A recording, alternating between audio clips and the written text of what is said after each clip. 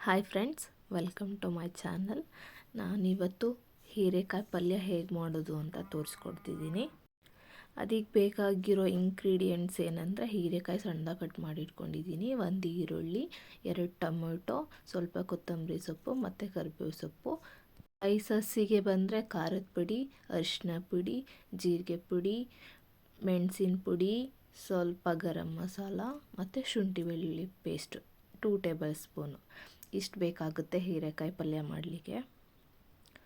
So ನಾನಿವಾಗ ಬಾಣಲೆ ಇಟ್ಕೊಂಡು ಅದಕ್ಕೆ ಸ್ವಲ್ಪ ಎಣ್ಣೆ ಹಾಕಿ, ಸಾಸಿವೆ, ಸ್ವಲ್ಪ ಜೀರಿಗೆ ಮತ್ತು ಸ್ವಲ್ಪ ಕಡಲೆಬೇಳೆ ಮತ್ತು ಕರಿಬೇವಿನ ಸೊಪ್ಪು ಇದು ಹಾಕ್ಕೊಂಡು ಸ್ವಲ್ಪ ಬಾಡಿಸ್ಕೊಳ್ತೀನಿ. ಅದಾದಮೇಲೆ ಈರುಳ್ಳಿ, ಕಟ್ ಮಾಡ್ಕೊಂಡಿರೋ ಈರುಳ್ಳಿ, ಅದಕ್ಕೆ ಸ್ವಲ್ಪ ಶುಂಠಿ ಬೆಳ್ಳುಳ್ಳಿ ಪೇಸ್ಟ್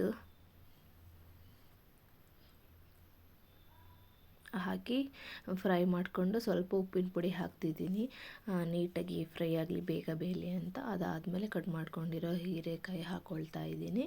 ಒಂದು ಸಲ ಮಿಕ್ಸ್ ಮಾಡಿಕೊಂಡೆ. ಅದಾದಮೇಲೆ ಸ್ವಲ್ಪ ಉಪ್ಪಿನ ಪುಡಿ ಹಾಕಿದೆ, ಬೇಗ ಬೇಯಲಿ ಅನ್ನೋದಕ್ಕೆ.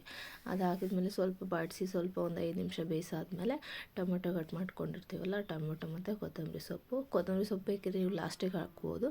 ನಾನು ಇಲ್ಲೇ ಎಲ್ಲ ಫಸ್ಟೇ ಹಾಕ್ಕೊಂಡೆ. ಮತ್ತು ಸ್ಪೈಸಸ್ ಇತ್ತಲ್ಲ, ಸೊ ಅದನ್ನು ಸೇರಿಸ್ಕೊಂಡೆ. ಸೊ ಎಲ್ಲ ನೀಟಾಗಿ ಮಿಕ್ಸ್ ಮಾಡಿ ಒಂದು 10 ನಿಮಿಷ ಬೇಯಲಿಕ್ಕೆ ಬಿಡ್ತೀನಿ.